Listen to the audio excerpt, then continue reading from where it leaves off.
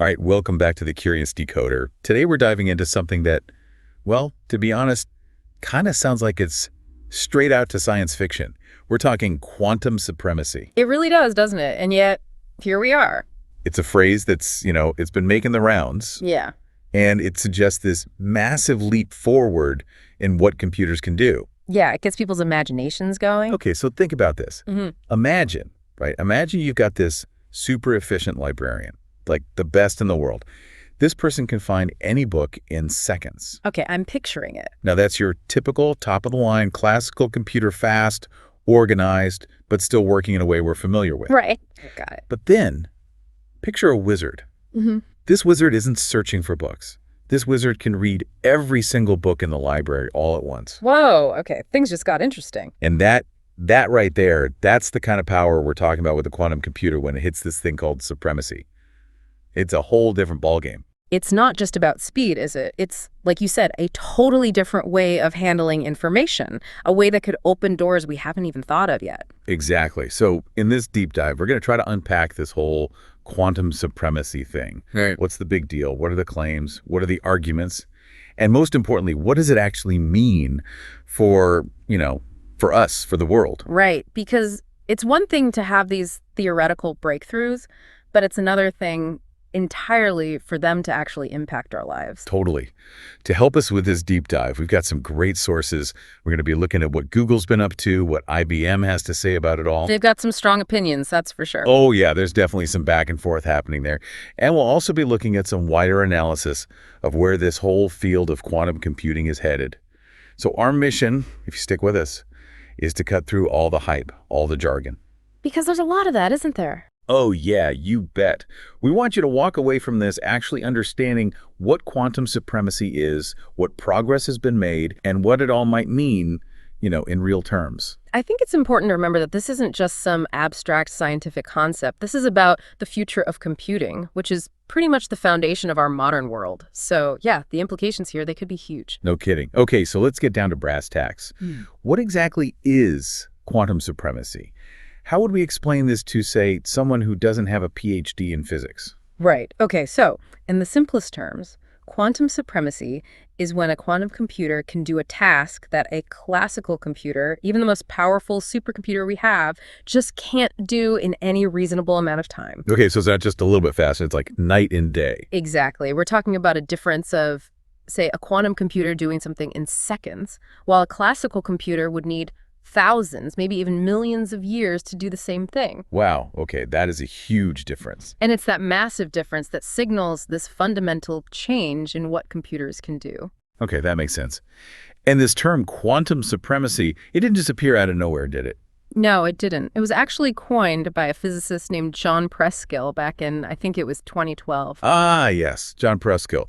He's a pretty big name in the quantum world. He is, and he used that term to describe this moment, this tipping point, where quantum computers would finally be able to show they were truly more powerful than classical computers, at least for certain specific tasks. Okay, so this brings us to a really interesting point, and one that I've always found a bit strange.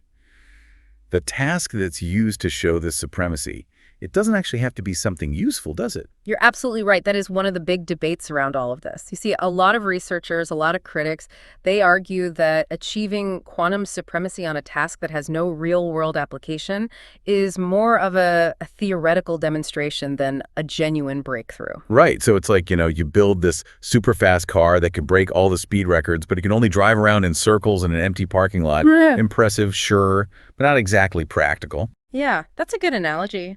It's a bit like solving a really, really hard math problem that doesn't actually help us understand anything new about the universe. It's just a puzzle. So how do quantum computers even begin to approach this idea of supremacy? I mean, we hear all about these weird quantum effects, things like superposition and entanglement. What are those exactly, and how do they play into this? Right, so these are the things that make quantum computers fundamentally different from classical computers. Superposition, it's the idea that a quantum bit or qubit can be in two states, a 0 and a 1, at the same time. Think of it like a light switch that can be both on and off at the same time. Okay, so it's not just one or the other, it's both. Exactly. And then entanglement, that's even weirder. It's where you have two or more qubits that are linked together in such a way that no matter how far apart they are, if you change one, the other changes instantly. It's like they're magically connected. Spooky action at a distance, as Einstein called it. Exactly. Okay, so a qubit can be in multiple states at once. And these qubits can be linked together in this weird instantaneous way. I could see how that could lead to a whole new level of processing power. It does. These quantum phenomena let quantum computers explore a huge number of possibilities simultaneously, doing tons of calculations in parallel. And that's something classical computers just can't do. They have to go through each possibility one by one. Okay, that's the wizard reading all the books at once. It's starting to make sense. So we've got a basic idea of what quantum supremacy is. Now let's talk about the first big claim that really brought this whole concept into the spotlight. Google's Sycamore experiment back in 2019. What did they do that got everyone so excited and also caused some controversy? Right. So in October 2019, Google announced that they'd achieved quantum supremacy using their Sycamore processor, which had 53 qubits. 53 qubits. And their claim was pretty dramatic. They said they'd performed a specific task in about 200 seconds that would take the most powerful supercomputer at the time, IBM Summit, something like 10,000 years to do. 10,000 years versus 200 seconds. Yeah, that'll get people's attention. So what was this task exactly? It involved generating random numbers using something called a quantum circuit. That sounds pretty abstract. Yeah, it is. It's not something you'd encounter in your everyday computing. Like browsing the internet or playing video games. Right, exactly. This task, it's often called random circuit sampling. Basically, what it involves is applying a whole bunch of quantum gates. You can think of them like logic operations, but for quantum computers, to these qubits, and then measuring the results to get a string of bits that can be interpreted as a random number. And the thing is, the harder part is simulating this whole quantum process on a classical computer. And the computational cost of that grows exponentially as you add more qubits and make the quantum circuit more complex. So was a problem specifically chosen to show off what quantum computers can do, a trouble that classical computers would really struggle with? Exactly. And Sycamore itself, this 53-qubit processor, it was super cool to near absolute zero, right? It was. And that was to maintain the delicate quantum states of those qubits. They were using superconducting qubits, which are essentially a tiny loops of material that exhibit superconductivity at incredibly low temperatures. Superconductivity, so that means they conduct electricity with zero resistance. Exactly. And that's crucial for keeping the qubits in their quantum states. But even with all that, there were still errors, right? Yes, there were. These qubits weren't perfectly stable. I recall that they had an error rate of around 0.6%.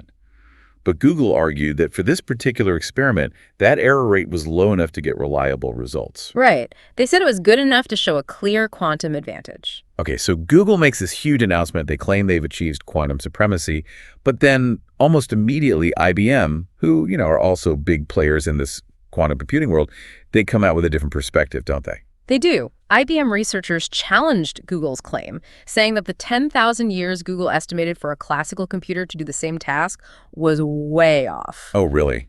By how much? They said that by using better classical algorithms and taking full advantage of the architecture of the Summit supercomputer, they could simulate the same quantum circuit in about 2.5 days. 2.5 days? Yeah. That's a world of difference from 10,000 years.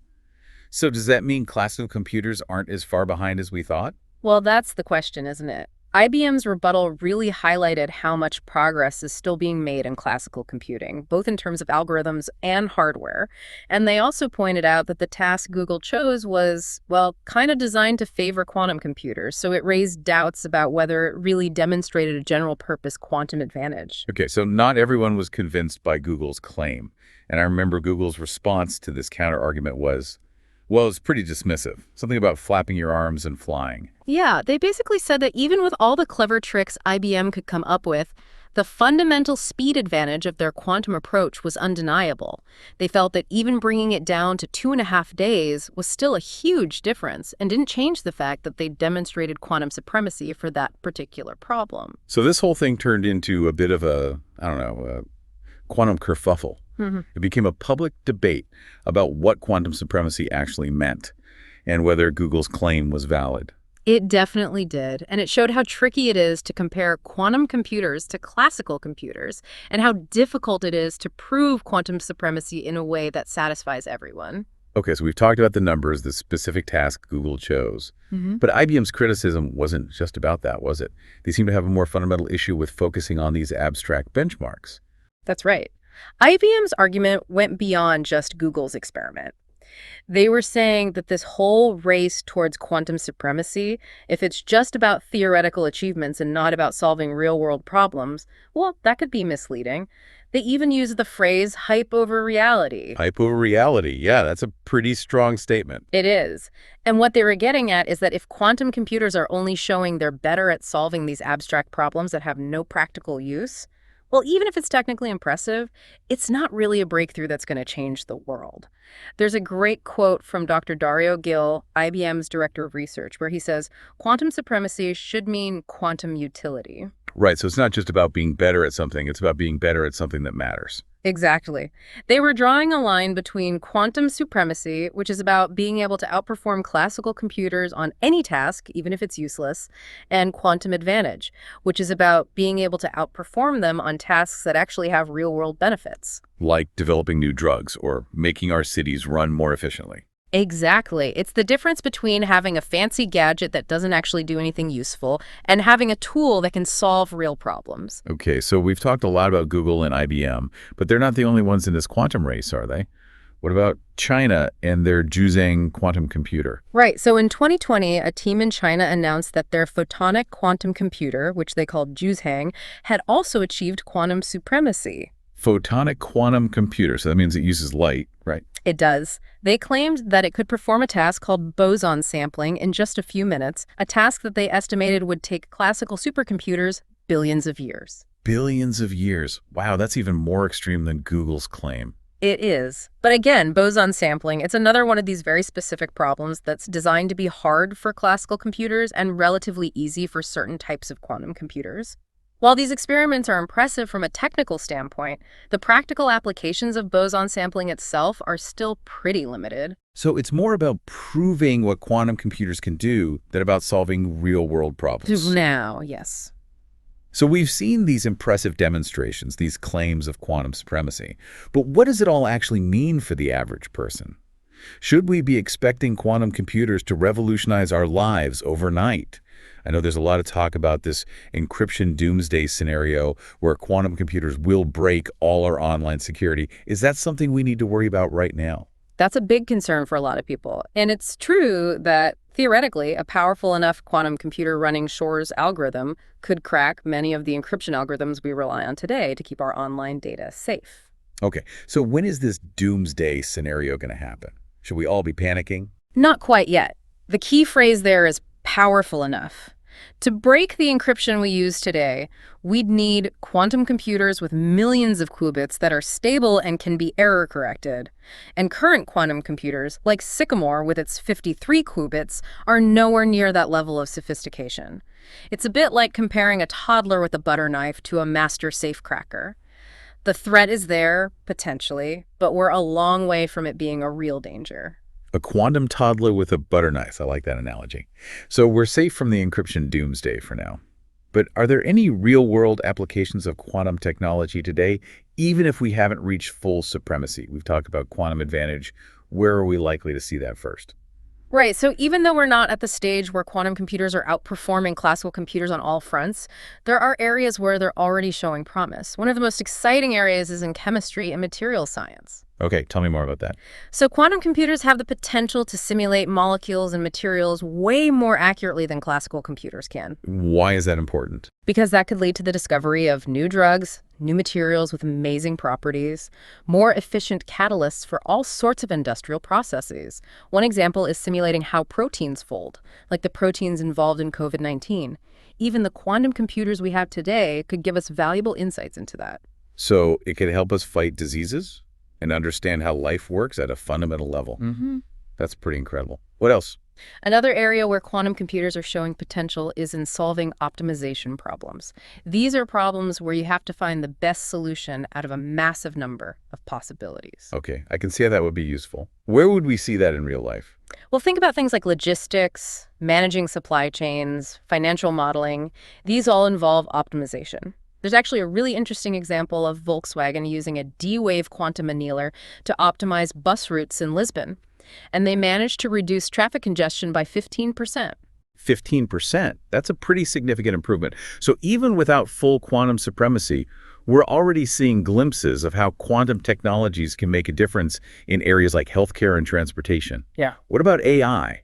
I've heard that quantum computing could give AI a major boost. That's definitely an area a lot of researchers are excited about. Quantum algorithms could potentially speed up the training of machine learning models, and they might even lead to the development of completely new types of AI algorithms. But we're still in the early stages here. So it's more of a potential than a reality right now. Exactly. We haven't yet seen widespread practical applications of quantum computing in AI. So for now, these quantum supremacy demonstrations are more about showing what might be possible in the future than delivering tangible benefits in our daily lives. I think that's a good way to put it. It's like having this Formula One race car that can break all the speed records, but it can only drive on a very specific track that was built just for it. Impressive, sure, but not very practical for getting around town. Yeah, I like that analogy. The focus now is on moving beyond these demonstrations and developing quantum computers that can reliably solve real-world problems more efficiently than classical computers, or even solve problems that are completely beyond the reach of classical computers. Okay, so we've talked about different types of quantum computers and the problems they might be able to solve. But who are the main players in this quantum race? Which countries and companies should we be keeping an eye on? The US is definitely a major hub for quantum computing. There's a lot of investment going into companies like Google, IBM, Rigetti, and there's also a lot of research happening in universities. China is also making huge strides, as we saw with their Juzhang photonic computer. They're putting a lot of government funding into quantum technology. What about Europe? Europe is also in the game. IBM has a big presence there, and there are a lot of research initiatives happening across the continent. And are there any interesting startups doing cool things in this space?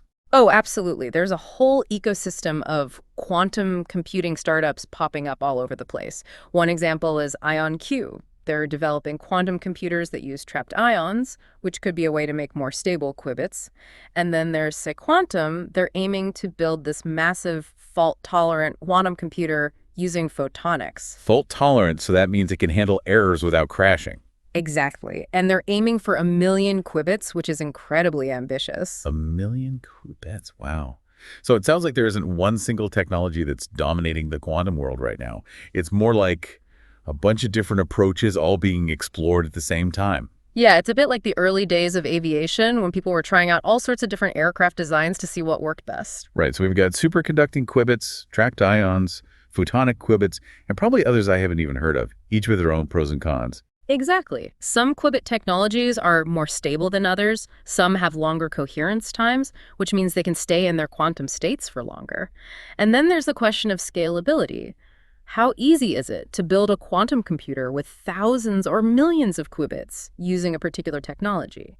We don't have all the answers yet. So looking ahead, what are the big challenges that need to be overcome before we see quantum computers really living up to their potential? Well, as we've touched on already, error correction is a huge one. Right, because these quantum computers are super delicate and prone to errors. Exactly. Even the slightest disturbance from the environment can disrupt a quantum computation. So we need ways to build quantum computers that are more robust and can detect and correct these errors. So how do you do that? One approach is to encode quantum information across multiple physical qubits, creating what's called a logical qubit. The idea is that this logical qubit is much more resistant to errors because it has this built-in redundancy. But of course, that means you need a lot more physical qubits to create each logical qubit. Right, so if you want to build a quantum computer with millions of logical qubits, you might need billions of physical qubits. Potentially, yes. And that's a huge engineering challenge. No kidding. What about materials? Are there any advancements needed there? Yeah, definitely. Researchers are constantly looking for new materials and new ways to fabricate qubits that have longer coherence times and lower error rates. So it's not just about building bigger quantum computers. It's about building better ones. Exactly. And there's a lot of exciting research happening in this area. For example, some researchers are looking into using silicon spin qubits, which might be easier to scale up and integrate with existing semiconductor manufacturing processes. So there's still a lot of work to be done, both on the hardware and the software side. Absolutely. But the progress is being made, and it's happening faster than ever before. So what are some of the predictions about when we might see some of these big breakthroughs? Well, it's hard to say for sure, but some experts believe we might see the first truly useful quantum algorithms, maybe for things like simulating complex chemical reactions, in the next 5 to 10 years. By the end of this decade, we might start seeing wider adoption of quantum-resistant cryptography, which would be essential for protecting our data against future quantum computers. And looking further ahead into the 2030s and beyond, the goal is to build scalable, fault-tolerant quantum computers. Whether that happens in 20 years or 50 years, it's hard to say, but it's something researchers are working towards. So we might see practical applications sooner than we think, but the really big transformative stuff is still further out on the horizon. That seems to be the consensus, yes. Now, we talked earlier about this idea of hybrid quantum classical computing. What's the thinking behind that? So the idea there is to take advantage of the strengths of both classical and quantum computers. We use classical computers for the things they're good at, like managing data and controlling the overall computation. And then we offload specific tasks that are really computationally intensive to a quantum computer. So it's like a team effort, where each type of computer does what it does best. Exactly. And this could be a really practical way to get some of the benefits of quantum computing in the near term, even before we have these large, fault-tolerant quantum computers that everyone's working towards. Okay, so we've covered a lot of ground here, but just to bring it back to the beginning, we started with this term, quantum supremacy. And you mentioned earlier that there's some debate about whether it's being overhyped. Yeah, there is. Some critics argue that focusing too much on achieving quantum supremacy on these very specific, often contrived tasks can create a misleading impression of how far along the field really is. And they also point out that classical computing is still advancing, so what counts as supremacy today might not count as supremacy tomorrow. So it's a moving target. Yeah. And maybe it's not even the right way to think about progress in quantum computing. Possibly. As quantum computing matures, we might see a shift away from these grand pronouncements of supremacy towards a more nuanced view of quantum performance. The focus might shift to showing clear and consistent advantages in specific applications where quantum computers can do something significantly better than the best classical methods. Right, so it's less about these big headline-grabbing moments and more about steady progress towards real-world applications. I think that's a fair assessment. So to sum it all up for our listeners, we've seen demonstrations of quantum supremacy on specific tasks, which is definitely exciting. It shows the potential power of quantum computing. It does. But we're not yet at the point where this is translating into widespread benefits that you or I would experience in our daily lives. There's still some big challenges to overcome, like error correction and scalability. Yeah. And maybe the real goal isn't just supremacy. It's about achieving what we call quantum advantage, using quantum computers to solve problems that actually matter, problems that could make a real difference in the world. I think that's a great way to put it. So here's something to think about after our deep dive. What are some of the big unsolved problems in the world? Problems in science, medicine, engineering, whatever it might be. What are the problems that you think quantum computers might be able to solve in the future once we've overcome these technical hurdles? It's a good question to ponder. It is. Because if we can harness the power of quantum computing, who knows what we might be able to achieve? The possibilities are pretty mind-boggling. All right, so that's our deep dive into quantum supremacy. Thanks for joining us on The Curious Decoder. It's been a pleasure being here. Yeah, until next time, keep those brains curious. And keep exploring the quantum world.